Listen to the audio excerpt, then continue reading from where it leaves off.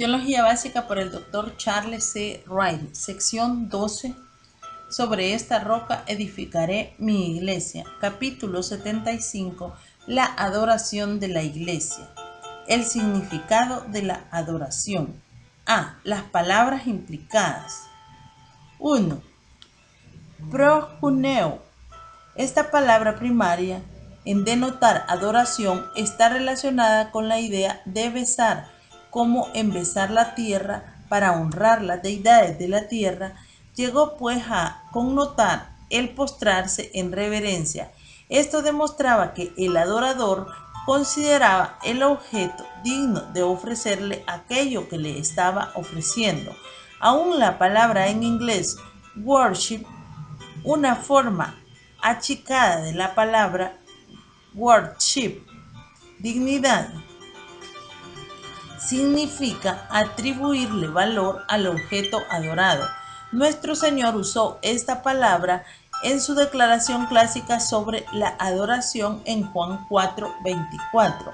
Con relación a la iglesia, la palabra solamente aparece en 1 Corintios 14:27 y allí se refiere a la adoración de un no creyente que entra en la asamblea.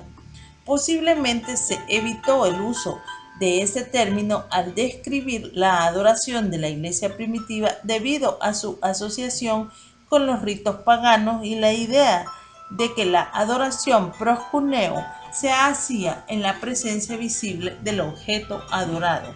Quizás esto explique por qué la mayoría de las veces la hallamos en los evangelios y en Apocalipsis, tanto en relación con la adoración verdadera como con la falsa, pero en la presencia del objeto adorado. No obstante, la idea de postrarse en reverencia ante el objeto adorado sigue siendo una faceta legítima de la adoración cristiana. 2. Latreo. Esta palabra altamente significativa comunica la idea de que la adoración es servicio sacerdotal. La vida del creyente en su totalidad debe ser de servicio, adoración. Romanos 12:1. La oración refleja esta clase de adoración. Hechos 13:2, Romanos 1:10. La palabra aparece varias veces relacionada con la acción de dar. 15:27, 2 Corintios 9:12. Y entonces el ministerio general del Evangelio es servicio, adoración. Romanos 15:16, Filipenses 3:3.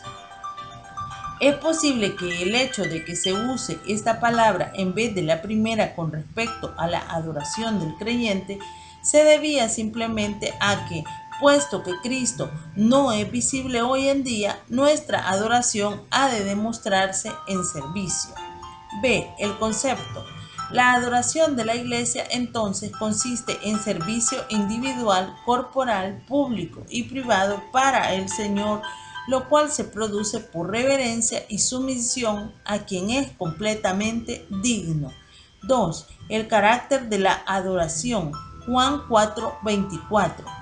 Nuestro Señor reveló dos aspectos básicos de la adoración verdadera cuando declaró que tiene que ser en espíritu y en verdad.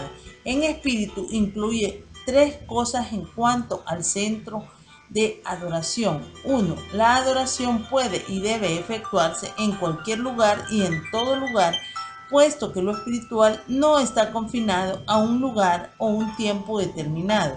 2. La adoración proviene del espíritu del hombre. Hebreos 4:12. No es algún rito meramente superficial. 3. La adoración genuina es una experiencia de persona a persona honrando con nuestro espíritu a Dios, quien se reveló por medio del Señor Jesús en todo tiempo y en todo lugar. En verdad significa que el carácter de la adoración ha de ser genuino y sin pretensión. Dios aborrece la adoración insincera. Isaías 1:10-17, Malaquías 1:7-14, Mateo 15:8 y 9. La adoración falsa es aquella que no está de acuerdo con la palabra de Dios revelada. Por lo tanto, para adorar en verdad se necesita un conocimiento creciente de la palabra, lo cual también aumentará nuestra estimación del valor del Dios que adoramos. 3. El contenido de la adoración corporativa. En realidad, el Nuevo Testamento dice poco tocante a la forma y el contenido de la adoración en la iglesia local. No obstante, se dan algunas indicaciones en Hechos 2, 20, 1 Corintios 12, 14 y otros pasajes esparcidos. La palabra. Desde el principio, la Iglesia concedió primera importancia a la doctrina. Hechos 2:42. Esta se empleó tanto en edificar a los creyentes, versículo 42, 11:26, 1 Corintios 14:26, 2 de Tesalonicenses 2:5, donde Pablo les enseñó escatología a los nuevos convertidos, 2 de Timoteo 4:2, como en la evangelización, Hechos 4:2, 13:5, 17:2, alcanzando a los no creyentes fuera de la iglesia, 1 Corintios 14, 23 y 24. ¿Cuándo entran los no creyentes en el servicio de la iglesia? Todas las epístolas exponen la clase de enseñanza que debió de haber sido usual en las iglesias y estas incluyen todos los aspectos de la enseñanza doctrinal con aplicación. En la asamblea parece haber sido flexible el procedimiento de la predicación y la enseñanza. Al parecer, cualquier varón creyente podía hablar si lo hacía en forma ordenada y su mensaje era conforme a la regla de la verdad. Versículo 26 al 33. Las mujeres eran restringidas en público y en grupos mixtos, aunque a las ancianas se les comisionó para que ministrasen a las más jóvenes. Versículo 34, 1 de Timoteo 2:12, Tito 2, 3 al 5. B. Oración. La oración se practicaba tanto individual como colectivamente. Hechos 4:24, 6:4, 10:9, 12:5, 13:3, 1 de Timoteo 2:1 al 8. Según el último pasaje, los hombres dirigían la oración pública en la iglesia porque la palabra en versículo 8 es hombres. El que también mujeres oraran o no en público depende de cómo uno interprete 1 de Corintios 11:5. Pablo puede que esté autorizando tal práctica o solo reconociendo que ocurría en Corinto sin darle su aprobación. C. El canto. El Nuevo Testamento exhorta a cantar tanto en privado como en público como un aspecto de la adoración. Cuando alguno está alegre debe cantar. Santiago 5:13. Pablo y Silas cantaron himnos de alabanza en la cárcel. Hechos 16:25. El canto era parte también de la adoración colectiva. 1 de Corintios 14:26. Esto probablemente se refería a un solo. Colosenses 3:16. Aunque se han hecho distinciones entre salmos, himnos y cánticos espirituales, estas no han de mantenerse rígidamente. Salmos posiblemente se refiere a los salmos del Antiguo Testamento, aunque quizás con adiciones cristianas.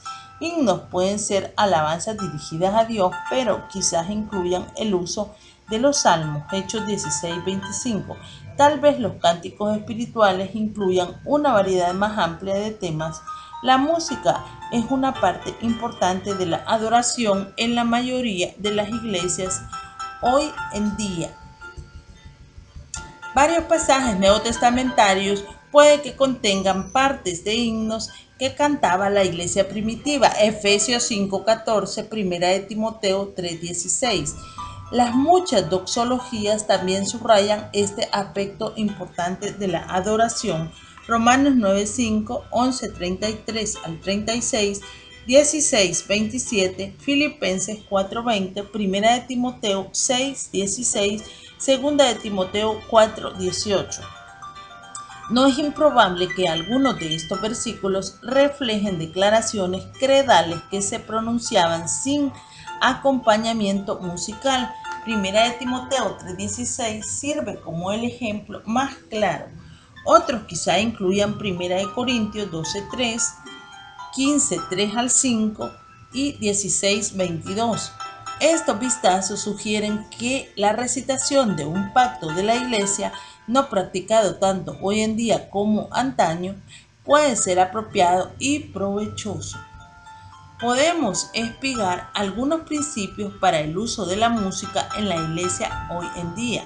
El canto debe ser recomendado en muchos niveles, por individuos en privado, juntos como grupo en la Iglesia, solos en la Iglesia, sin o con instrumentos. Los ejemplos neotestamentarios, incluidas las doxologías, alaban el carácter de Dios y sus obras con un lenguaje rico, no pobre y redundante.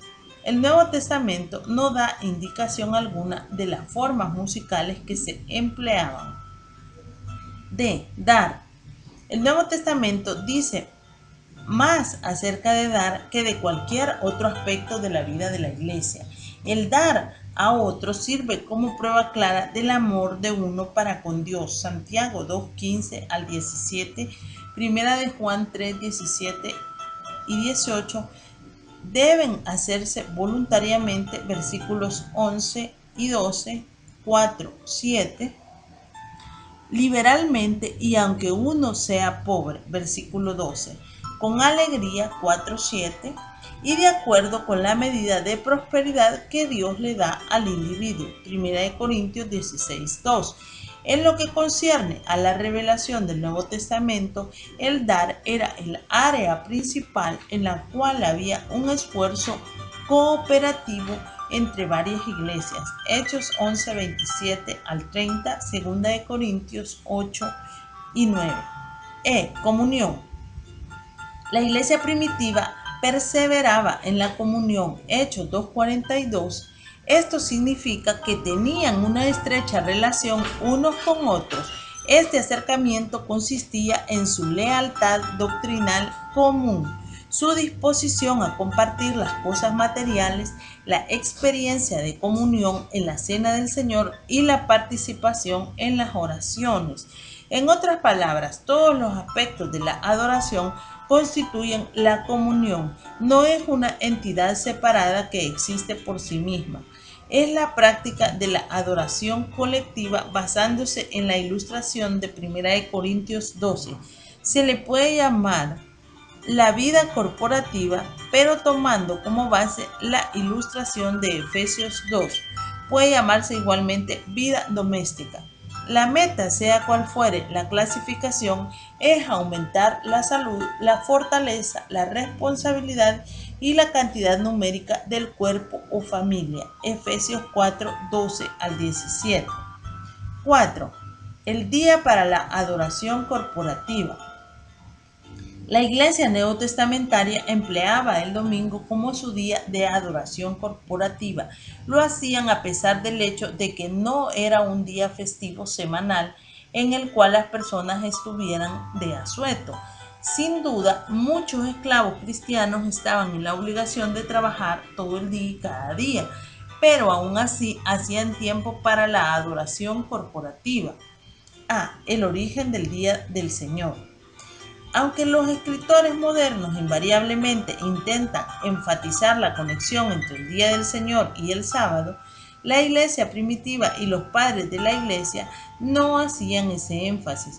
Ellos sí veían valor moral en aplicar los 10 mandamientos, pero hacían una excepción con el cuarto, concerniente al sábado. Note la ausencia de problemas con el sábado o con el Día del Señor, Hechos 15:29, y la enseñanza clara del Nuevo Testamento en cuanto al fin de la ley mosaica, incluyendo los 10 mandamientos, excepto que 9 de ellos, todos menos el del sábado, se repiten en las epístolas. 2 Corintios 3, 7 al 11, Colosenses 2, 16. La idea de un día especial para la adoración puede que tuviera relación con el sábado, pero el día en particular no estaba relacionado con el sábado. Tampoco se originó del calendario el concepto del Día del Señor. Aunque los judíos observaban un ciclo de 7 días basándose en la semana de la creación, no se conocía una división semanal del tiempo en el mundo greco-romano hasta después del establecimiento de la Iglesia en el primer siglo. Para el tercer siglo, el arreglo semanal se había extendido debido a que el calendario romano estaba en desorden hasta los días de Constantino. Antes de ese tiempo había semanas de mercado, tanto de 4 como de 8 días. La delineación de los 7 días surgió de juntar el Sol, la Luna y los 5 planetas conocidos en ese tiempo. Aún en época tan reciente como la de la Revolución Francesa a principios del siglo XIX, se intentó establecer 3 semanas de 10 días en cada mes, con cada 10º día como día de descanso, además de 5 días festivos cada año para completar los 365 días del año. La única explicación de por qué la Iglesia primitiva estableció un nuevo día de adoración sin relación con el sábado ni tampoco con el calendario existente es que el domingo fue el día de la resurrección del Señor. Él no solo resucitó en domingo, sino que 6 apariciones que hizo después de su resurrección también ocurrieron en domingo, y el día de Pentecostés, cuando se formó el cuerpo de Cristo, cayó en domingo. Casi siempre el día se designa como el primer día de la semana. Mateo 28:1, Marcos 16:2 y 9, Lucas 24:1, Juan 20:1 y 19, Hechos 27, 1 Corintios 16:2. En Apocalipsis 1:10 se le llama el día del Señor, un término similar al de la cena del Señor, 1 Corintios 11:20, y usado por los creyentes para protestar y acentuar su contraste con el día del emperador o de Augusto. El día del Señor entonces es el primer día de la semana, el día de su resurrección y el día usado por los creyentes para celebrar el evento más grande de la historia. B. Lo peculiar del día del Señor. La Iglesia primitiva claramente hizo de este día algo peculiar porque, aunque iban al servicio de la sinagoga el sábado, lo hacían para evangelizar. Era el domingo cuando se reunían con otros creyentes. Romanos 14:5. No significa que los cristianos no distinguieran el primer día para la adoración. Más bien, Pablo les está exhortando a no dejarse persuadir por el elemento judaico en la iglesia, a observar ciertos días y ayunar en determinadas fechas. C. Las actividades del día del Señor. 1. Recordar y celebrar la resurrección de Cristo. 2.